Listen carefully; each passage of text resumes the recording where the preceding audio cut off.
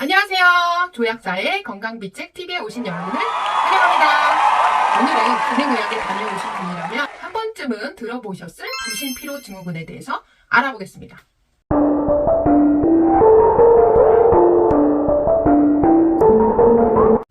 저희 약국에 영양요법을 하러 오시는 분들은 대부분 대학병원, 한의원, 기능의학을 거쳐서 오시는 분들이 많습니다. 물론 병원, 한의원, 기능의학에서도 좋아지시는 분들이 있지만 자율신경 균형이 많이 깨지신 분들 같은 경우에는 자율신경 균형을 제대로 잡아주지 않고서는 여러 가지 질환들이 좋아지지가 않습니다.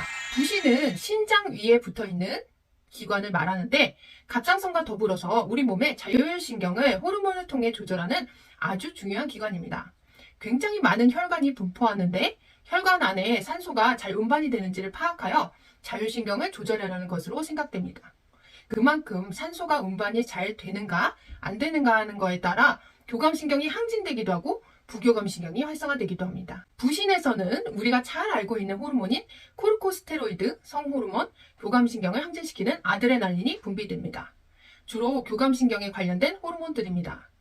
우리가 스트레스를 받는 상황에서 교감신경이 항진이 되는데 그럼 부신에서는 스테로이드 호르몬, 아드레날린이 분비되어 우리 몸은 우리가 마치 전쟁터에 나가는 것과 마찬가지로 전시체제를 구축하게 되는데 눈이 잘 보이게 위해서 동공이 확대가 되고 혈당은 높여서 빠른 에너지가 공급되게 해주고 내장기관으로 가는 혈류는 차단시키고 근육으로 가는 혈류를 증가시켜서 우리 몸에 힘이 생기고 부지런하게 움직일 수 있게 만들어줍니다. 아드레날린도 마찬가지로 이렇게 교감신경을 항진되게 만들죠.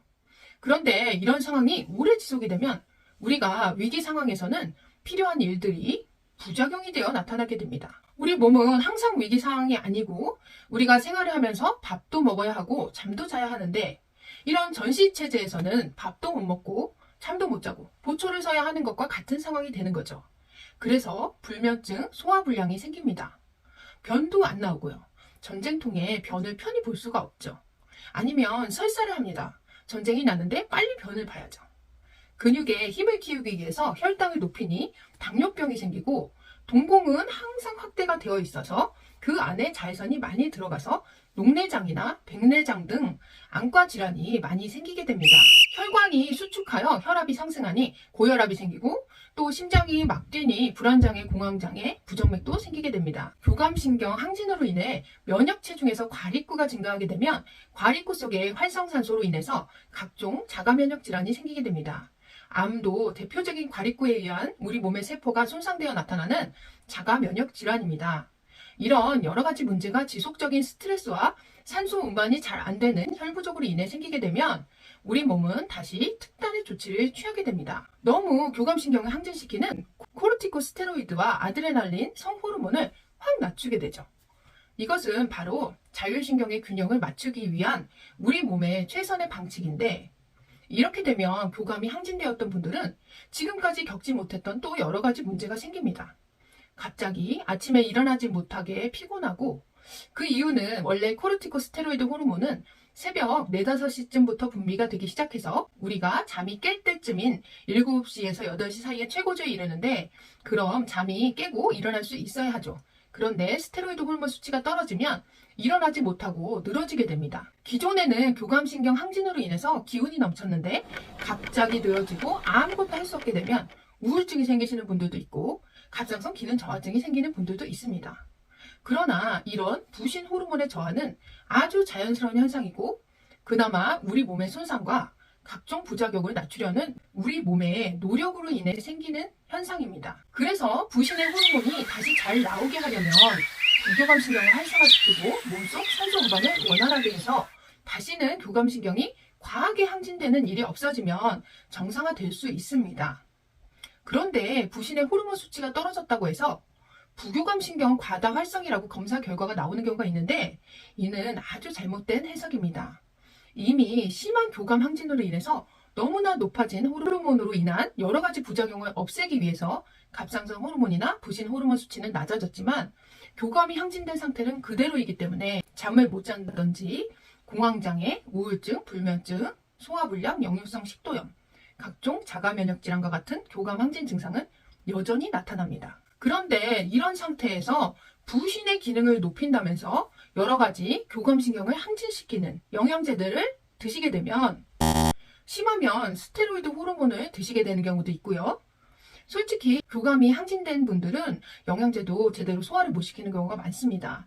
그런데 오메가3, 소화효소, 비타민, 고함량의 아미노산 이런 보충제 개념의 영양제들을 잔뜩 투여한다면 위장에서 흡수도 되지 않고 오히려 교감신경이 더 항진이 됩니다. 이런 영양제나 스테로이드 복용으로 부신 호르몬 수치가 올라가면 수치만 보고 몸이 좋아졌다고 할 수 있지만 환자는 그 전보다 교감 항진 증상이 심해지면서 몸이 더 안 좋다고 느끼는 경우가 있습니다.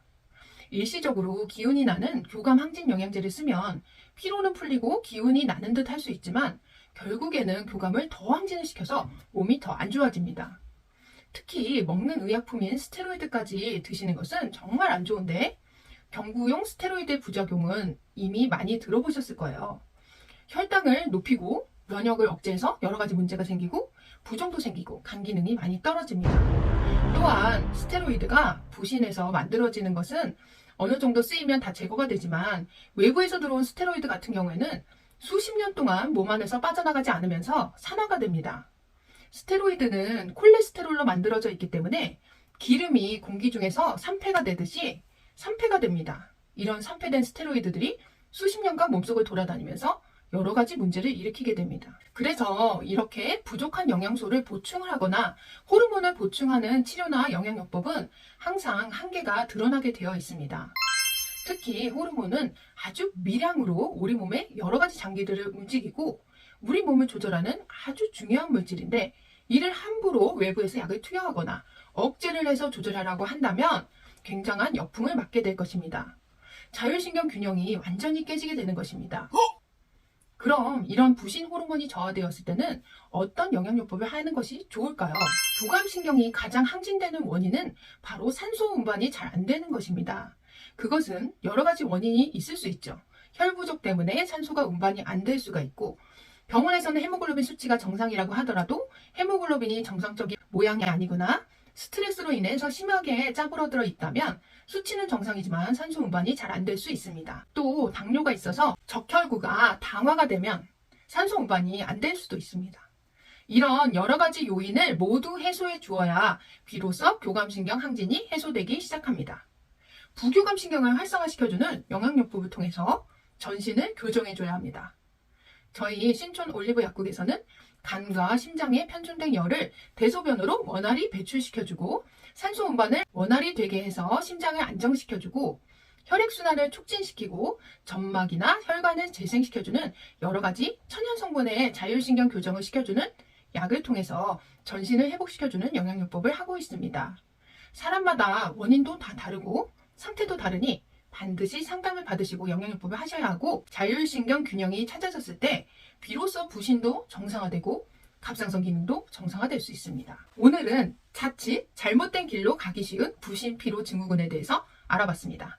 도움이 되셨다면 좋아요 꾹 눌러주시고 앞으로도 도움을 받으시려면 구독,